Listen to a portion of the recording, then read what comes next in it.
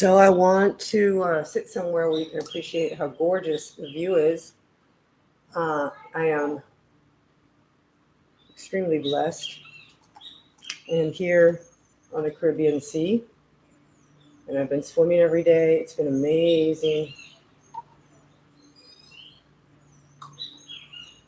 I survived the Hurricane Beryl.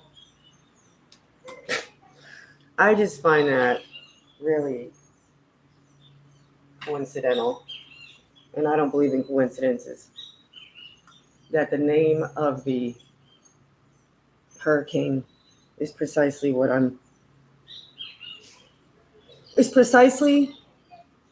what was my first inkling into wanting to study gems.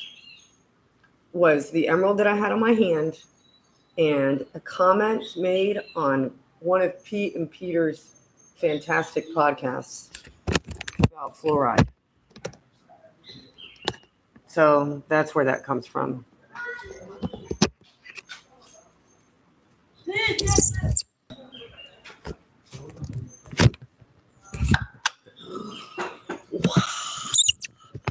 Hello.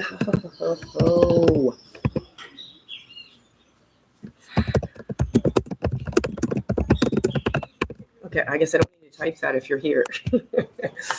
That's so crazy. So yeah, I really want to talk to someone about my ideas regarding the periodic table of elements, and I think, Zach, I was swimming and I was thinking if there was anybody that I could talk to about this who would be maybe open-minded enough, it would be Zach, because I'm going to buy your books. I'm out of the country right now, and my card's not working, and I hate buying shit online, but I want to buy your books and give them out. And you are inspiring me, and I'm starting to write, but I just need to flesh out ideas about it, because I really think there's a lot to salt. Okay, so why do I think there's a lot to this salt? So I'm just going to talk to you, Zach, if you're here. I hope you're still here. Either way, this is a good way for me to focus my conversation. When I met you at Flecktoberfest in 2023, I came because, first of all, I wanted to see if the people that I was watching online were real people and it wasn't AI, and it was a fantastic experience. I was so happy and impressed, and it was incredible. The Flecktoberfest, I encourage everyone to go this year. These are great people. I saw people that I really idolize in the most healthy way intellectually and the way they communicate, and I'm just overwhelmed. And one of the first person I met was Zach, and he greeted me at the table. And so my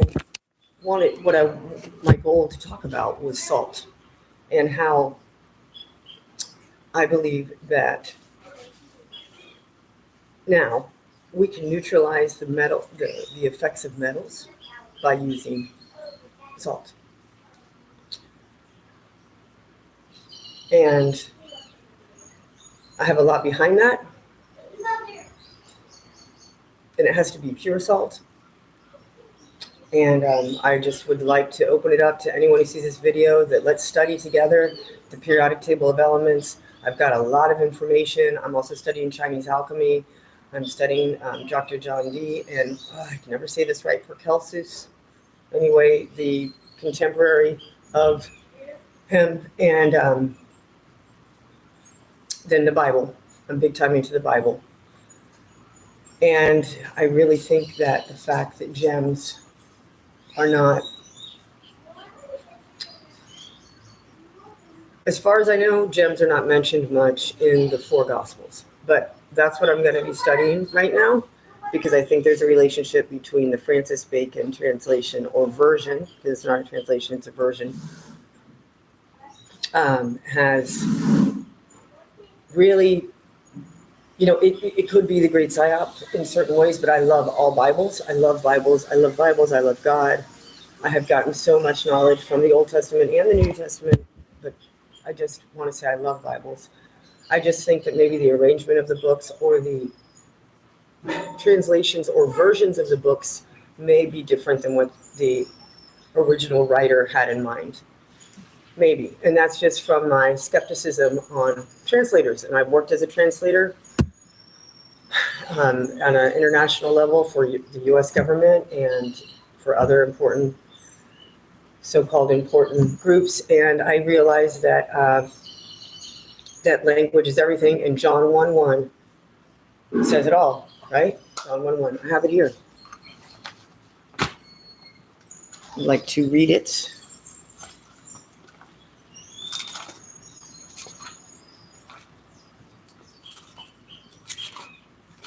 All right, so this is a Schofield Bible, which is super interesting.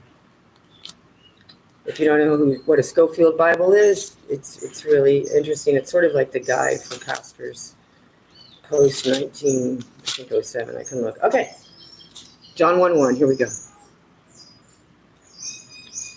In the beginning was the Word, and the Word was with God, and the Word was God.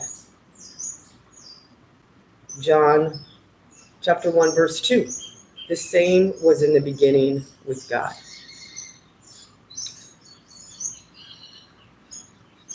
I'm just going to continue. I'm going to read chapter 1.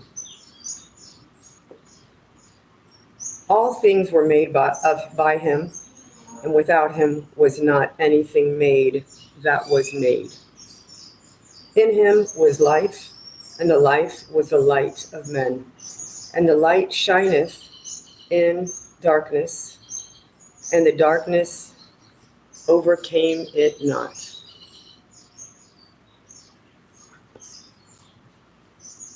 And I have my notes in here that is on my, I've been saying that for a while now, as I've started studying the Bible in 2021 pretty hard. But I really love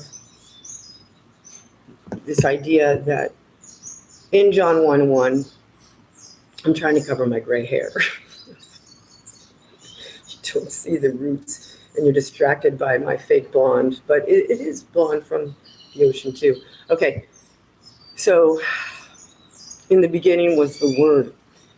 And one of my Bible buddies, is a Colombian electrical engineer, speaks English and now speaks Portuguese. And my buddy Boris, at one point said to me, you know, the books Matthew and John may have originally been written in Hebrew because it was their native language, whereas a lot of people, or what we're told, the New Testament is in Greek or Aramaic, right? That's kind of like the story.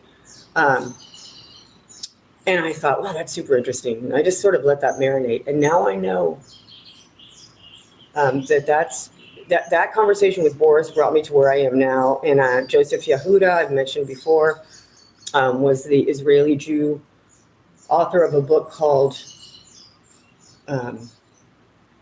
Hebrew is Greek with a Mask On. And I learned about that on a fantastic documentary video that Dr. Narco Longo of Old World Florida did, where a Greek woman mentions 2 or 3 times Hebrew is Greek with a mask on and mentions this author. So then I got into that and read about him. And basically, after studying 600 words, he went into it wanting to prove that he went into it to look at how amazing Hebrew is and how Greek came from Hebrew.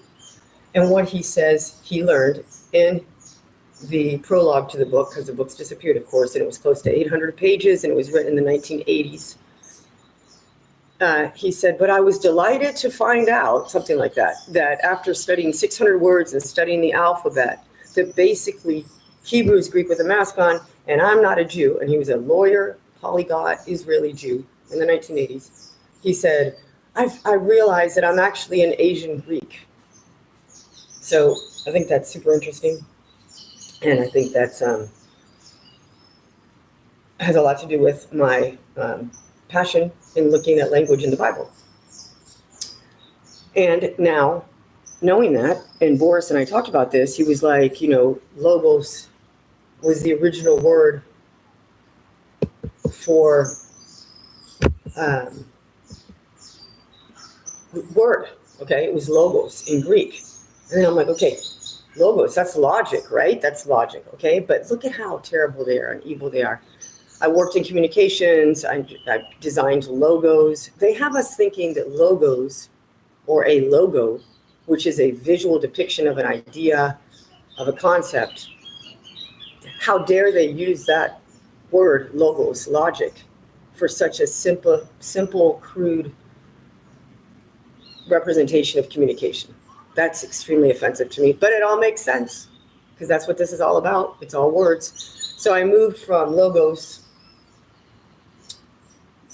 to logic. And what is logic? For me, logic is a natural law. If I've learned anything in the flat earth movement, if I've learned anything having been a substitute teacher in a daycare with no masks, and the parents were first responders in the peak of COVID, and not one case of COVID. There was no COVID, and we did not use masks. And now today, leadership is encouraging parents to inject their children with a vaccine for something they don't need. And some, albeit hopefully very few, but some are dying.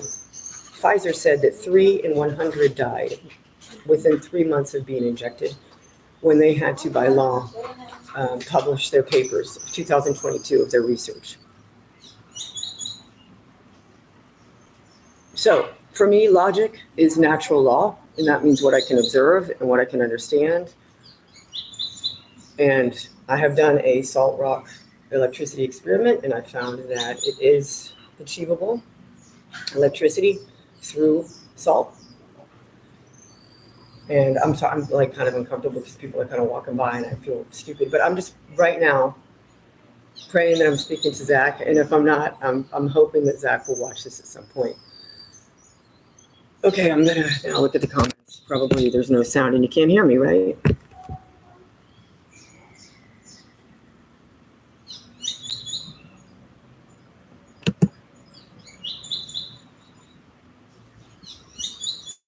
Yes, I think cymatics, from what I understand, is that the shapes that are made through sound in nature. Does it include everything? I think so. It's not just sand, right? And if it's sand, that means because maybe it has iron in it, and the base of all metals is, from what I'm understanding, is iron. And that iron is extracted or transformed. It's not an easy process. It takes time, and you have to sift through it. And so that's why I question if our bodies were born with metals or if we're consuming them. I was looking today at the label. I researched the Himalayas salt, right? The sea salt. Okay, first of all, there's no ocean there, right? It is mineral salt taken from a mountain. Not so close to the Himalaya that you're thinking of. This is in Pakistan. And I've met 2 men from Pakistan who told me that they are, that they eat salt that is gray or black, which is the salt that I brought to the Flattoberfest from the 10th largest salt mine in the world in Zipakira. So, and I talked to 2 different men from Pakistan. One was an engineer who'd studied in the United States who was sitting beside me in a fancy cafe in Barcelona and saw my salt and we started talking. And then the other was a guy who was selling flowers in a smaller town in Spain and who was Pakistani and also over 40 years old. And he said, yeah, I grew up on black salt. Okay. So all this to say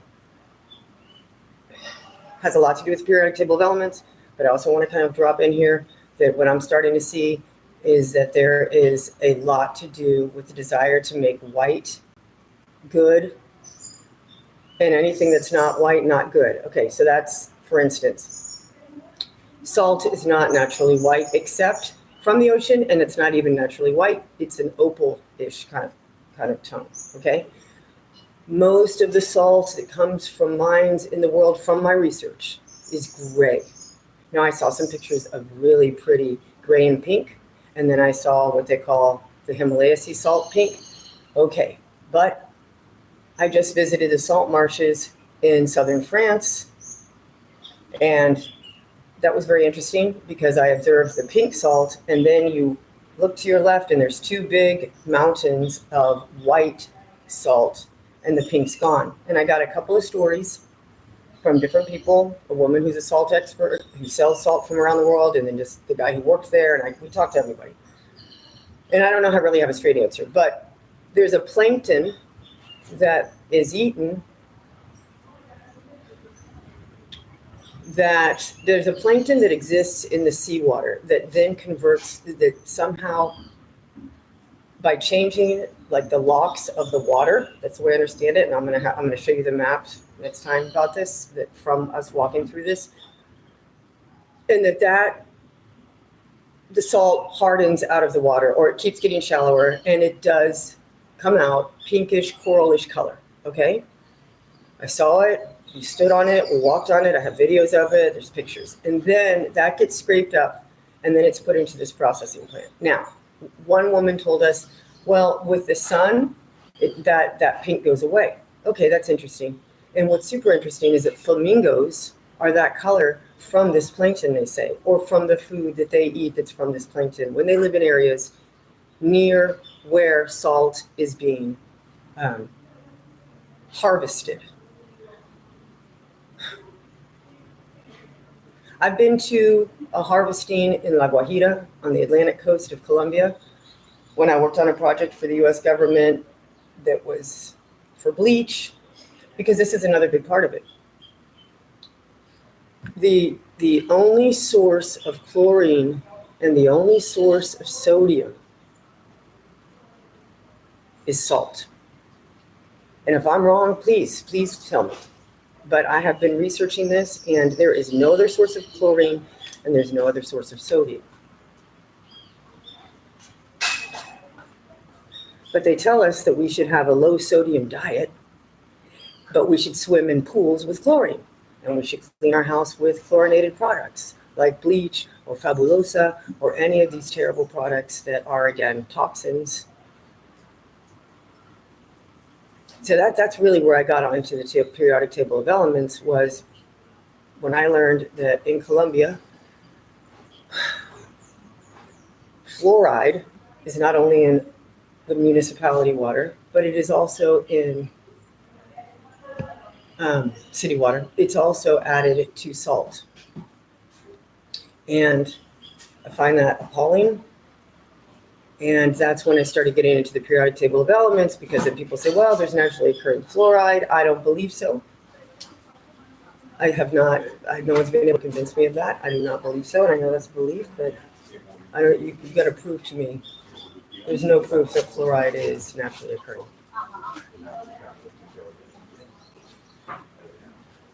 So why are they putting it in our water, in our salt? Well, because these brotherhoods, these clubs, secret societies around the world that work together, they can't just throw away the fluoride. They have to do something with it, because if they put it in the river or they put it in the land, that's against the law in most of the world. So what they do is they sell it to their crony friends that are in government positions under the guise of it being good for your teeth, which we know it's not. Please look up right now, Google Harvard neurotoxin fluoride 2012. And Zach, if you're still here, beautiful, thank you. You probably know all of this stuff, but I just feel like we have to just keep talking and repeating and talking and repeating, because a lot of people are just now coming out. And I didn't know about the fluoride thing. I didn't know until 2020, late 2020, and I stopped using the toothpaste. And then I learned about the water and the and the salt thing in 2022. And then that's why I got into salt, because I thought, well, shit, if they're poisoning the salt, and the salt must be really good, must be important for health, because that's what they do. This is what they do. They want to depopulate, right? But we can survive this, and we can come out the other side. And I'm in that. And I want to live to 150 years old. And I believe that is by removing toxins and speaking truth and sun gazing and grounding and consuming pure salt. And I got to go. My kids are coming. Thank you. Hey, baby. I just went live. How's it going?